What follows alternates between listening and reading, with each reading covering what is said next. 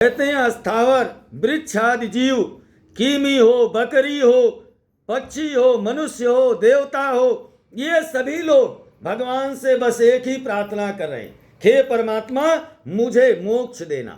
यानी ये सब मोक्ष के अधिकारी हैं, केवल एक परमात्मा को छोड़कर, यानी ईश्वर को छोड़कर, देवता से लेकर मनुष्य से लेकर पेड़ पौधे से कीड़े मकोड़े से पशु पक्षी सभी लोग भगवान से क्या मांग रहे हैं? मोक्ष मांग रहे हैं। और ये मोक्ष के अधिकारी है।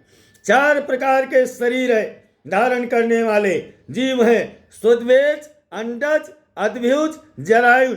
कहते हैं कोई अंडे से पैदा होता है, कोई ऐसे गर्भ से पैदा होता है, कोई जल में पैदा होता है, कोई पानी में पैदा होता है, कोई हवा से पैदा होता है। हजारों बार इस तरह से जीव जो है बार बार जन्म लेता हुआ मनुष्य हो करके जो है जब जन्म लेता है तभी ज्ञानी बनता है।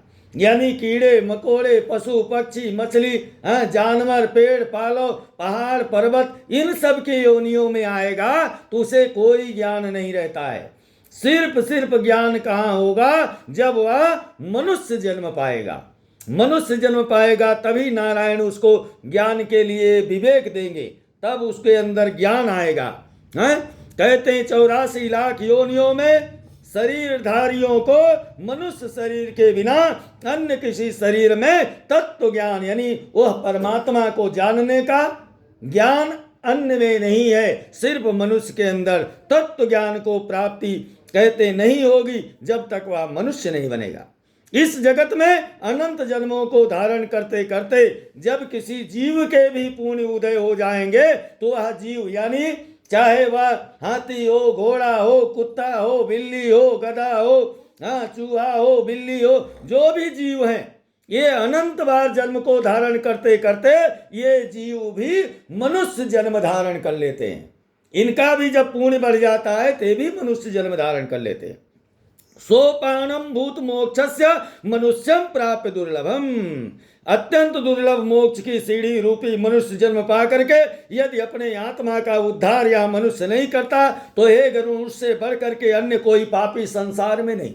यानी जिनको यह मनुष्य तन मिल गया, शरीर मिल गया और यह शरीर मिलने के बाद अगर वह मोक्ष का उपाय नहीं करता तो इस मानव से बढ़ करके अन्य कोई पापी नहीं संसार में। समस्त इंद्रियों के सुखदायक यानी हमारी इंद्रियां समस्त अच्छी हो, सुखदायक हमारा जीवन हो और हमने उत्तम कुल में जन्म पाया हो।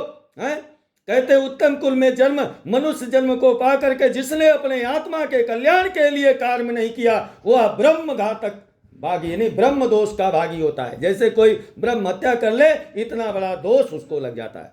बिना देहेन कस्यापि पुरुषो तो न विद्यते तस्मदेहा धनम रक्षे पुण्य कर्माणि साधते। यानी क्या कहते हैं? बोलो विष्णु भगवान की जय।